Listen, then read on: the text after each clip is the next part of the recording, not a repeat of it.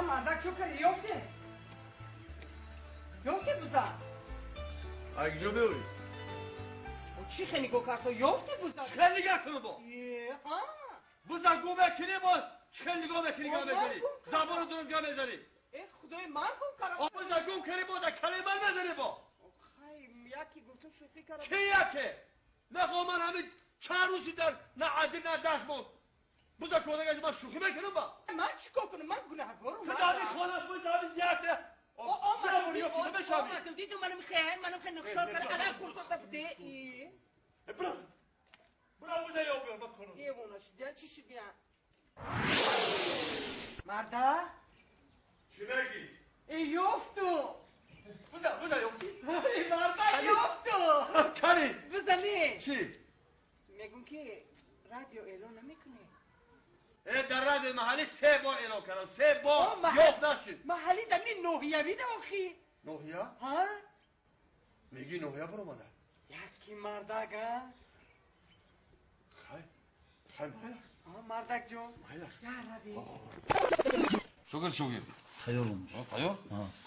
خانزن گوش کن بعد دیگه همه خبر تمام شد خبر تمام شد آخر نمایش که تمام شد تومچه زیر کن که گپی زیادی این فیلم نرود من این بود ایران نوارم تا اینا یا بزرگم شده یه خوب می اینا بعد خون بعدی وایو بعد این ایران بزرگ خون گپ فهمیدی من اون سفری گذشته از رئیس دو بار آگاهی داد که گپای زیادی هم رفته شده از این فیلم فهمیدم این سفر هر روز دست میکنه اینجا فهمیدم یا خودم خونمی نه استاد من تیارم من والا که تیار چی گفتم که همه اعلانا رو خواندم همه چه جا بجا کردم وقتی آخری نمایش شد همین توگمچه زیر میگم که آواز زیادی نرود خانزم من با همجا بودیم آخرانی نخونم هم دیگر خون آخران اعلانی بوزه آخران خون فهمیدی خب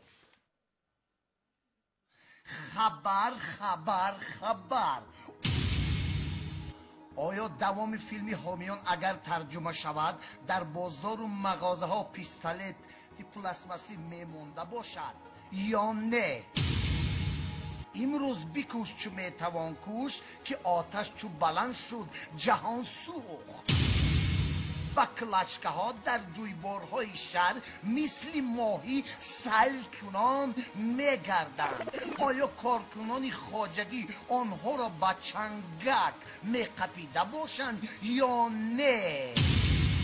پسر بچه های کوچه جویبار بعد فروختن مد و فروختن کامپیوتر سر کردند. آیا بچه های کوچه چشمه سار کامپیوترها را میخریده باشند یا نه؟